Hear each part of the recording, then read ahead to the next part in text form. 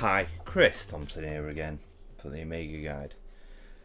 Before I go into anything, make sure you hit subscribe and hit that notification bell. Today is a slightly different video. I won't be doing any gameplay or anything, but I will be reviewing the Commodore Amiga A Visual Compendium by Bitmap books. And as it says on the back of the book, there is 140 of the biggest games on the Amiga in this book. But not only does it go on about games, it goes on about things like the birth of the Amiga. So it goes into how the Amiga started and whatnot. It launching in 1985. The Amiga 1000, which was actually a desktop system, and they brought this out to kind of compete with the IBM PC and whatnot. And it has a little schematic there, like inside of the case and whatnot.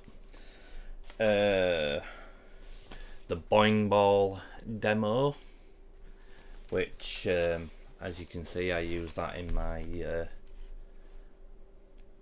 videos, and it's on my Amiga Guide t-shirt and whatnot. It goes on about Kickstart 1.0, which was the first Kickstart. It goes on about the Guru meditation, which is the whenever the Amiga crashes, it comes up with the Guru meditation. So like PCs today come up with a blue screen of death, the Amigas came up with the Guru meditation, which a lot of computers back in the day didn't come up with any errors whatsoever. It'll just crash or it'll just reset itself. And they actually wanted the Amiga to actually come up with some kind of error on the screen, and they actually wanted it to come up with some sort of code that had let like developers or those kind of people know what this error meant.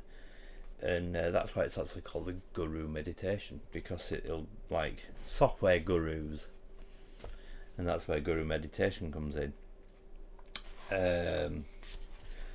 It talks about the Juggler, which was a 3D demo on the Amiga, which was very highly technical back in those days in 1986. And there's a little quote in here from Andy Warhol, and he said, "The thing that I like the most about doing this kind of art on the Amiga is that it looks like my work." But yeah, it goes into games like Defender of the Crown, Marble Madness, which I didn't actually know Marble Madness came out on the Amiga. It was a port, obviously, on the Amiga. I originally played it on the NES. Barbarian, Battle Chess. I remember actually playing Battle Chess back in the day on my friend's Amiga 500. The Great Gianna Sisters, which were very controversial back in those days. It was a blatant rip-off of Super Mario Brothers. There is actually Gianna Sisters games now, Gianna's Twisted Dreams or something, which is nothing like this game. If you want to play the original proper Gianna Sisters, then this is the game.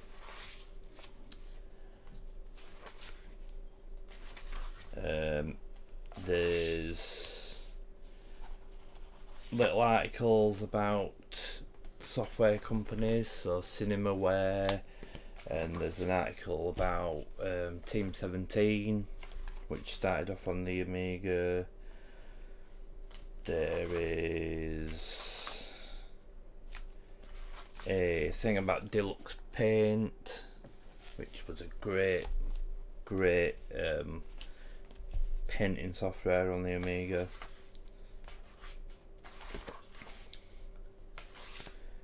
There's Batman the movie game. There's Space Harrier.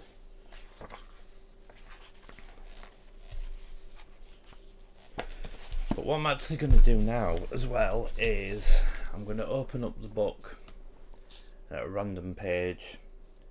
Whatever game I land on will be my next gameplay video. So here we go. Oh, I keep landing on that. So my next gameplay video will be Eye of the Beholder 2, The Legend of Dark Moon. So